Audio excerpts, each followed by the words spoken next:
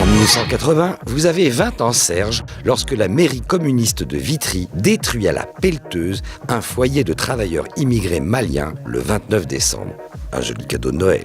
Ces derniers venaient d'être transférés de la commune d'Yverdroite de Saint-Maur. Les communistes ne feront pas dans la dentelle. Câbles d'alimentation coupés dans les armoires électriques, canalisation de gaz sectionnée, téléphone arraché, canalisation des chaudières de chauffage sciées, brûleurs détruits, documents administratifs des résidents volés, ainsi que 600 clés, portes arrachées, escaliers extérieurs en béton démolis, etc.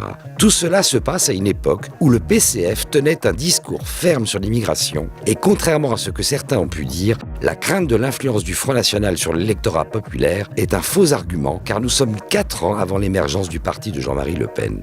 Après le départ de Georges Marchais et son remplacement par le nain de jardin Robert Hue, le Parti communiste français fera un virage à 180 degrés, lâchant l'électorat ouvrier au profit des minorités visibles. Si ces exactions avaient été commises par une municipalité Front National, le parti aurait été dissous et le maire mis en prison. Décidément, on pardonne tout aux communistes.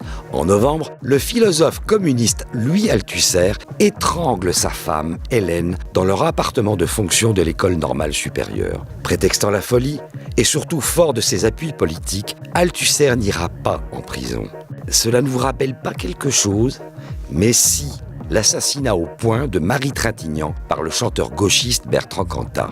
Il ne fait aucun doute que Louis était devenu un dément depuis longtemps. Sinon, comment expliquer qu'à 25 ans, il devienne brutalement maoïste après avoir été un fervent catholique de droite ? 1980 est marqué par ce que l'on a appelé, improprement selon moi, la révolution conservatrice avec l'arrivée au pouvoir de Ronald Reagan aux États-Unis et de Margaret Thatcher au Royaume-Uni. Ces victoires sont surtout le triomphe de l'égocentrisme anglo-saxon, vérifiant l'adage « tout ce qui est à moi, tout ce qui est à toi est négociable ».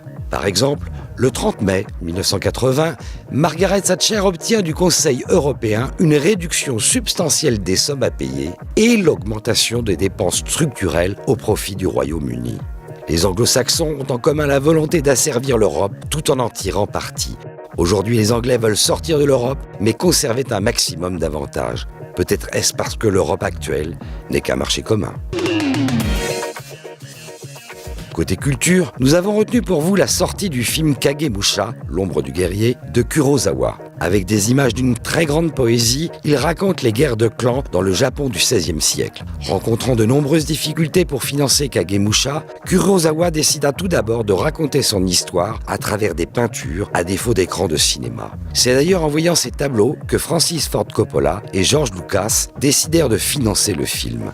Kagemusha est un chef-d'œuvre où triomphe le patriotisme, la bravoure et l'honneur. Un film qu'il faut voir à condition de ne pas être buté par 3 heures de japonais sous-titré. Le film obtient la Palme d'Or au Festival de Cannes et le César du meilleur film étranger. En 1980 sortait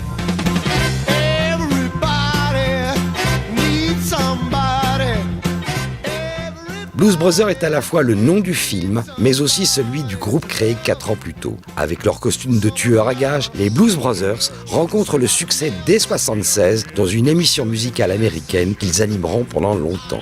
Pour le film, de nombreuses stars se joindront comme Aretha Franklin, James Brown, Ray Charles et John Lee Hooker. Quand vous aviez 20 ans, Serge, peut-être avez-vous fredonné Oh Gaby, Gaby. Gaby oh Gaby n'est pas la meilleure chanson d'Alain Bashung, mais c'est son premier succès. Bashung endossera toute sa vie le rôle de poète maudit qu'il incarnera plutôt bien. De lui, on retiendra aussi